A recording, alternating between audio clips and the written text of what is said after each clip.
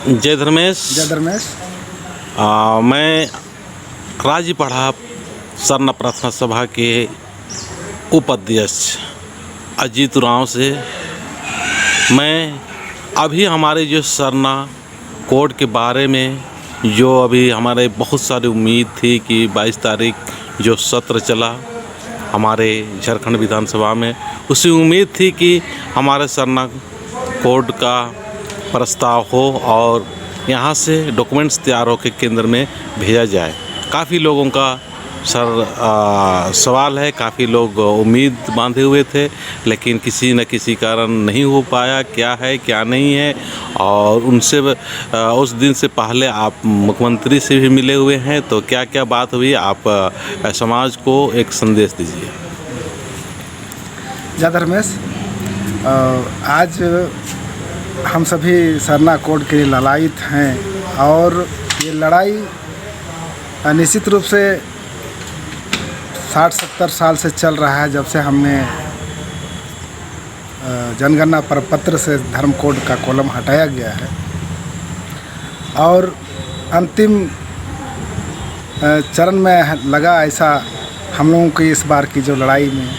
और चूँकि विधानसभा सत्र 22 तारीख को अंतिम सत्र का दिन था, तो सारे झारखंड के तमाम आदिवासी सरना आदिवासी भाई बहन लोग इच्छा रखे थे कि आज शायद हमें वो खुशखबरी मिल जाए जो 70 साल से इंतज़ार में थी।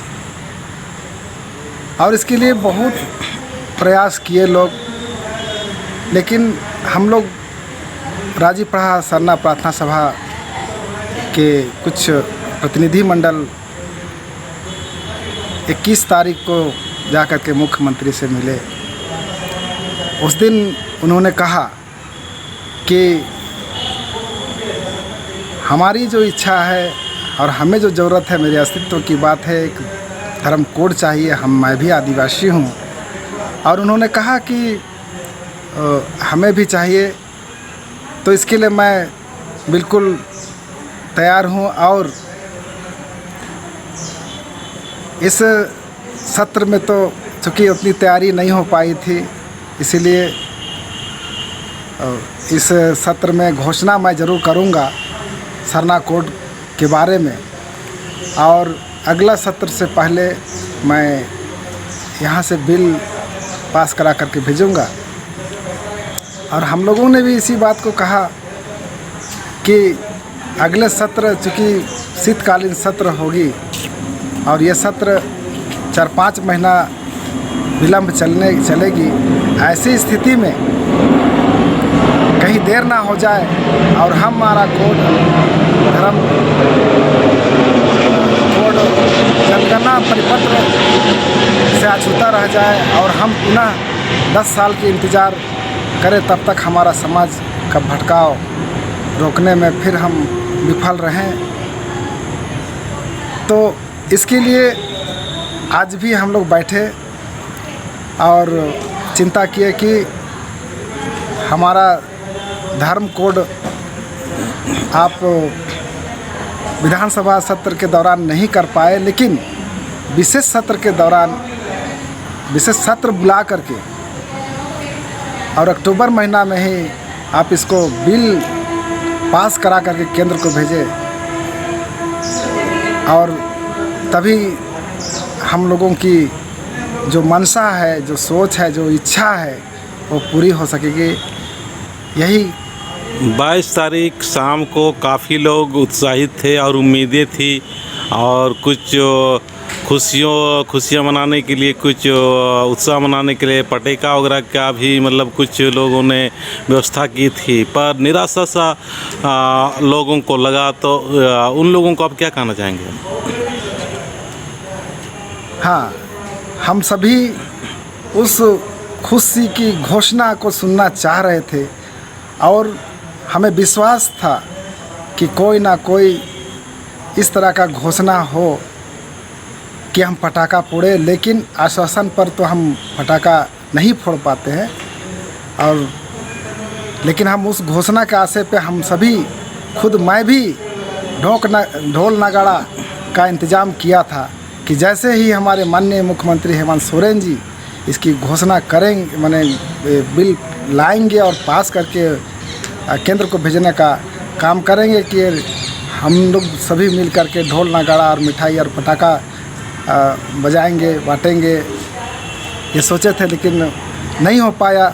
हम आप सबों को इस चैनल के माध्यम से ये कहना चाहेंगे कि हमें निराशा नहीं होना चाहिए और हमें विश्वास है माननीय मुख्यमंत्री जिन्होंने कहा है कि वो भी एक आदिवासी समाज में पैदा हुए हैं और उनकी जो अंतिम भाषण जो विधानसभा में हमने देखा, इस पर पूरा विश्वास है कि वो विशेष सत्र बुलाएंगे और बिल पास करके केंद्र सरकार को भेजेंगे। तब हम सभी पुनः ढोल नगाड़ा और मिठाइयाँ और पटाखा फोड़ेंगे। और यहाँ सभी लोगों को यही बोलते हैं कि पक्ष भी अपना, विपक्ष भी अपना, पूरा आदिवासी स्टेट होने के नाते स्टेट के ही सारे हैं, विधायक, सांसद, वित्त मंत्री और मुख्यमंत्री तक, मतलब पूरा अपना ही सारे लोग हैं।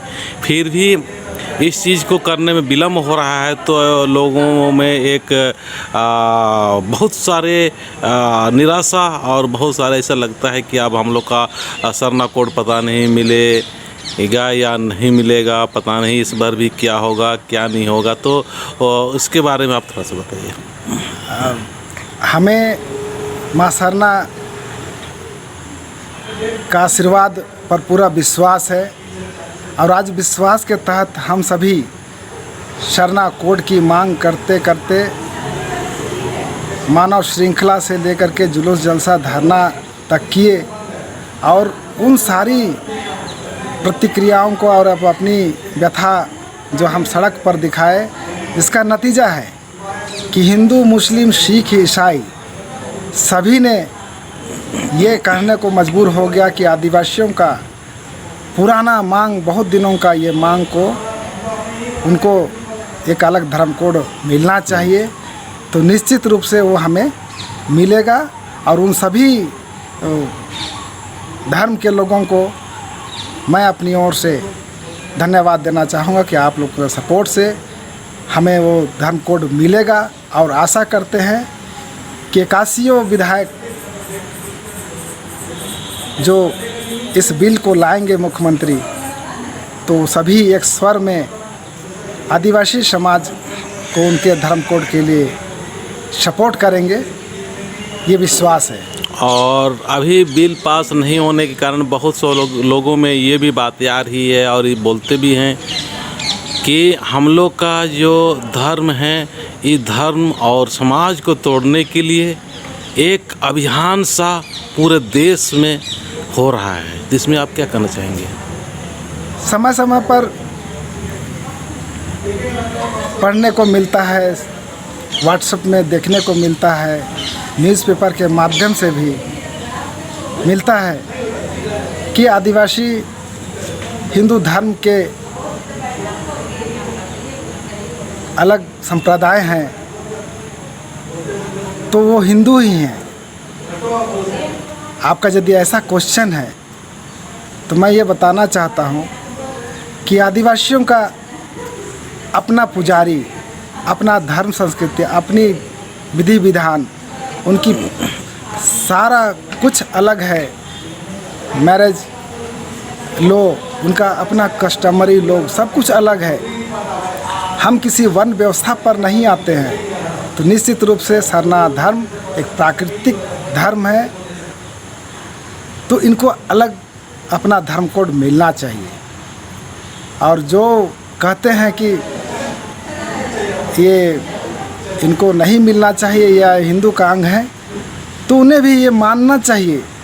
यदि हम सरना आदिवासी, आप मेरा अपना पुजारी है, तो आप किसी भी दबाव के तहत आप नहीं बोल सकते हैं कि आपका पुजारी के साथ में हमारा पूजा पाठ संपन्न हो। यह आपको भी शोभा नहीं देता है। जब हमारा पुजारी है, हमारा व्यवस्था है, हर किसी को अधिकार है अपनी व्यवस्था और अपने समाज को बचाने का और अस्तित्व बचाने का। और हम समझते हैं कि भारत देश ही है विभिन्नता में एकता, विभिन्न धर्मों के यहाँ लोग रहते हैं, उन सारे धर्मों का सम्मान करना हम भारतीय होने के नाते हमारा भी अधिकार और कर्तव्य बनता है। चलिए ठीक है सर, आपको इस चैनल में बहुत बहुत धन्यवाद और पूरा आदिवासी समाज को एक सुंदर संदेश दिए। जय धर्मेश। जय धर्मेश।